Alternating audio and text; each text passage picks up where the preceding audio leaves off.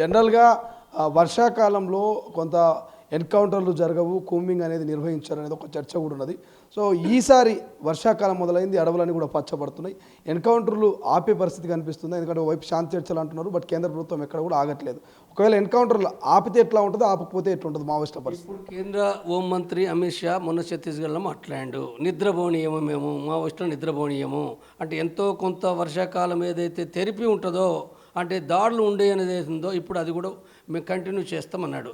వాస్తవంగా అమిత్ షా మాట్లాడింది ఇది అంటే ఇప్పుడు దాడులు జరగలేదా? వర్షాకాలంలో కూడా మావోయిస్టుల పైన దాడులు జరగటం లేదా? గత 20 ఏళ్ళ నుంచి 30 ఏళ్ళ నుంచి కూడా వర్షాకాలం సైతం కూడా దాడులు జరుగుతున్నాయి. ఇక్కడ దండకారణలో జరిగినాయి, ఒరిస్సాలో జరిగినాయి, తెలంగాణలో జరిగింది, బీహార్లో జరిగినాయి, జార్ఖండ్లో జరిగినాయి, చాలా రాష్ట్రాలు జరిగినాయి. దాడులు జరగకుండా ఏమీ లేవు. ఎందుకు వర్షాకాలంలో కొంత దాడుల్ని కొన్నిసార్లు జరపకుండా ఉంటారు? ప్రధాన కారణాలు ఏంటి? అడవి పచ్చగా మారడమా, ఇంకేమైనా కారణాలు ఉంటాయా? అడవి పచ్చగా మారడం అంటే దట్టంగా కావడం ఒకటైతే, అంటే ఎండాకాలం మొత్తం ఆకు పోతుంది కదా, ఆకు రాలిపోయే కాలంలో కూడా చాలా దూరంగా కూడా మనుషుల కదలిక కనపడుతుంది. వర్షాకాలం అయితే దూరంగా కనపడదు, అది చాలా దగ్గరికి పోతుంది తప్ప అర్థం కాదు అది. ఇదొక విషయం. అయితే రెండో విషయం ఏంటంటే ఎండాకాలం వాటర్ ఉండదు. ఎండాకాలం వాటర్ అనేది ఉందో కొన్ని ప్రాంతాలనే ఉంటుంది, కొన్ని ప్రాంతాల్లో అక్కడ చెలిమదిస్తే చెలిమెళ్తుంది, అంతటా వాగు పారది, నదులు పారాయి, తోగులు పారాయి. కాబట్టి వాటర్ పాయింట్స్ తక్కువ ఉంటాయి కాబట్టి ఇప్పుడు అందుకోసమే వేట చేసే ప్రజలు ఏం చేస్తున్నారంటే ఎక్కడైతే వాటర్ పాయింట్ ఉంటుందో అక్కడ మాటు కాసి ఉంటే జంతువులు వచ్చి పడతాయి. ఎక్కువ ఎండాకాలమే జంతువులు చనిపోతాయి. కాబట్టి ఇప్పుడు మావోయిస్టులు కూడా ఏంటంటే వాటర్ కోసం తప్పనిసరిగా ఆ పాయింట్కి వస్తారు కాబట్టి అక్కడ ఆంబుష్లు పెట్టుకొని ఉంటారు, లేదా కంటిన్యూ కోంబింగ్ చేస్తారు. కాబట్టి ఇదొక స్థితి. అయితే వాళ్ళు ఎండాకాలంలో పాటు కూడా చాలా రక్షణ తీసుకుంటారు.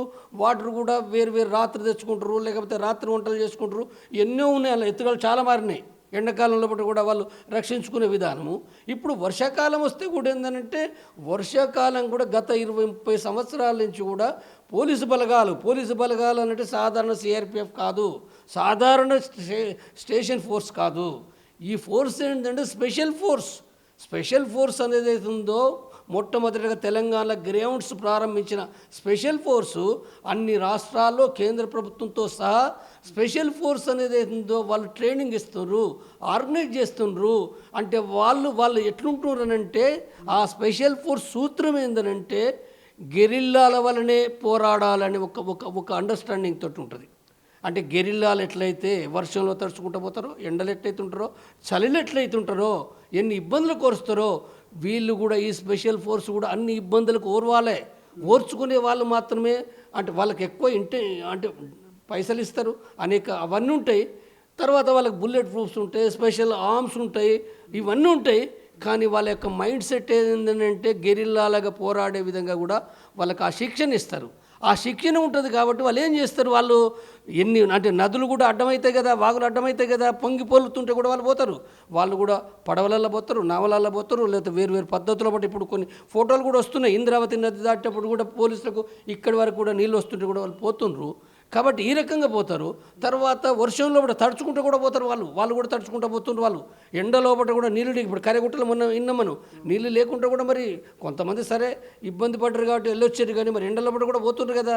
కాబట్టి వర్షాకాలం లోపల కూడా ఆ బలగాలు మూవ్ కావడం అనేది, దాడులు చేయడం అనేది కొత్త కాదు మావోయిస్టులకు. కాబట్టి ఏమవుతుంది అంటే ఇప్పుడు వర్షాకాలం వాళ్ళు మావోయిస్టులు టెంట్లు వేసుకున్నారనుకో, అవి కూడా అర్థమవుతాయి. కాబట్టి వాళ్ళు టెంట్లు కూడా వేసుకోరు. కొన్ని సందర్భాల భారీ వర్షం, కుంభవర్షం పడుతున్నప్పుడే టెంట్ వేస్తారు తప్ప వర్షం పడతలేదు అనుకుంటే తీసి పడేస్తారు వెంటనే.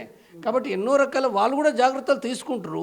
అంటే వర్షాకాలం కూడా దాడులు చేస్తారు కాబట్టి దాంట్లో పాటు అవసరమైన జాగ్రత్తలు ఏవైతున్నాయో పోలీసులు ఏ రకంగానైతే వస్తుండ్రో దాని తగిన కొత్త జాగ్రత్తలు కూడా వాళ్ళు తీసుకోవడం అనేది కూడా వాళ్ళు చేస్తారు. ఎప్పుడైతే సరైన జాగ్రత్తలు తీసుకుని వాళ్ళు నష్టపోతారు, వాళ్ళు మావోయిస్టులు.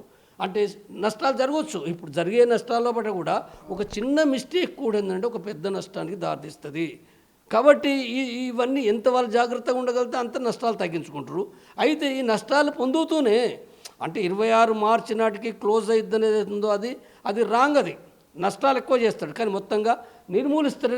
వాళ్ళు కూడా బతకాలనుకుంటారు కదా, విప్లవం చేయాలనుకున్నాడు, బతకాలనుకుంటాడు కదా, కొత్త పద్ధతులు అవలంబిస్తాడు కదా, పాత పద్ధతులు విడనాడుతాడు కదా, తప్పనిసరిగా ఆ పద్ధతులు కూడా వాళ్ళు మార్చుకుంటారు. వాళ్ళు అసలైన తొలి వెలుగు.